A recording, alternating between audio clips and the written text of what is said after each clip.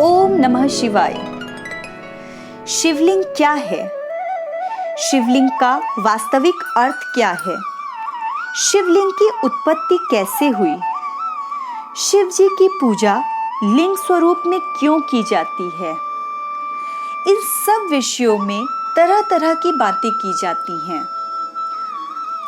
आज मैं इस वीडियो को शुरू करने से पहले आपसे यह विनती करना चाहती हूँ कि कृपया आप यह वीडियो हर हिंदू से शेयर करें, क्योंकि इस वीडियो को बनाने के पीछे का कारण क्या है वह मैं आपको बताती हूँ। कल मैंने एक वीडियो देखा जिसमें शिवलिंग का अर्थ और उनकी पूजा को इतने अश्लील तरीके से और अश्लील चित्रों के साथ दर्शाया गया था कि उसे देखकर मुझे बहुत ही दुख हुआ।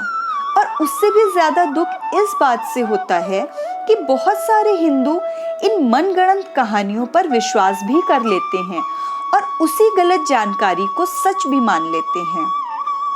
आपसे यह विनम्र निवेदन है कि यदि आपको इस वीडियो में दी गई जानकारी सही लगे तो इस वीडियो को लाइक ज़रूर करें और कमेंट बॉक्स में हर हर महादेव ज़रूर लिखें।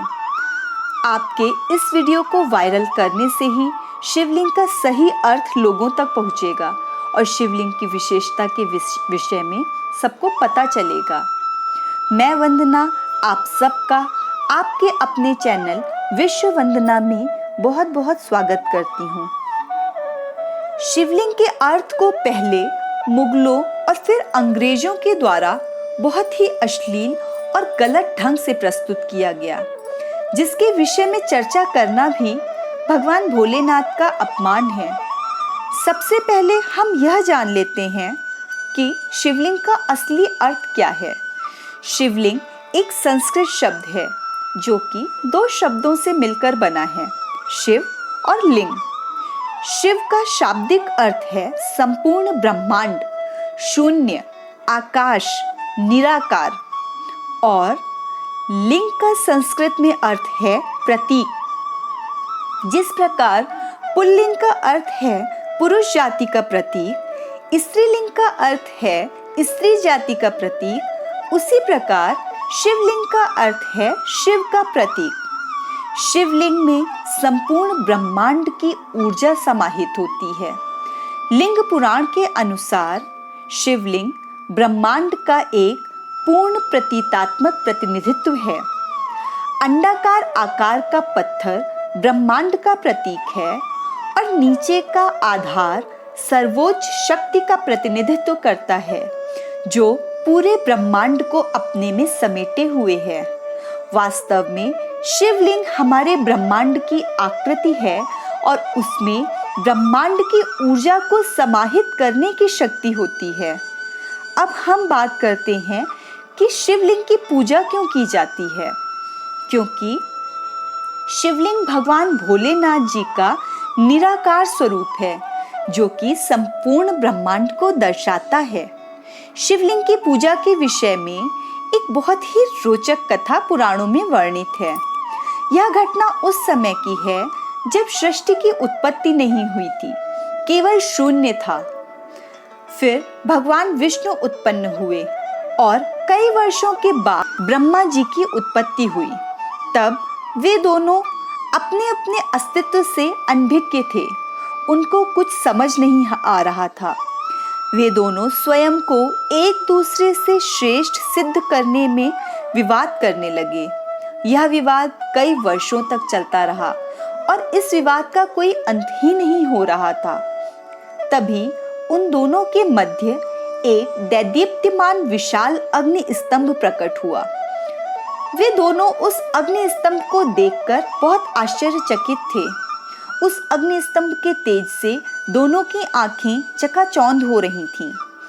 तभी एक आकाशवाणी कि तुम दोनों की इस समस्या का समाधान करने का एक उपाय है मेरे पास। तुम दोनों में से जो भी इस अग्नि स्तंभ के छोर को पहले जान लेगा वह ही सर्वश्रेष्ठ होगा। उनको यह उपाय उचित लगा और दोनों उस अग्नि स्तंभ के छोर को जानने के लिए चल पड़े। ब्रह्मा जी ऊपर की ओर बढ़ने लगे और विष्णु जी नीचे की ओर। दोनों चलते ही जा रहे थे, लेकिन उनको उस स्तंभ का अंत ही नहीं मिल रहा था। दोनों हजारों वर्षों तक चलते रहे, परंतु दोनों में से किसी को भी सफलता नहीं मिली। अंत में निराश होकर दोनों उसी स्थान पर वापस आए जहां से उन्होंने प्रारंभ किया था, और उन्होंने अपनी अपनी पराजय स्वीकार कर ली। तब उस अग्नि स्तंभ से आवाज आई कि मैं शिव हूँ, तुम दोनों की उत्पत्ति मुझसे ही हुई है। तुम दोनों एक दूसरे के पूरक हो और तुम दोनों को सृष्टि की रचना और पालन का कार्य करना है। तब श्री हरि नारायण और ब्रह्मा जी ने शिव जी के उसी निराकार स्वरूप की शिवलिंग के रूप में आराधना की। शिवलिंग अनंत है, उसका ना कोई आदि है और ना ही कोई अंत।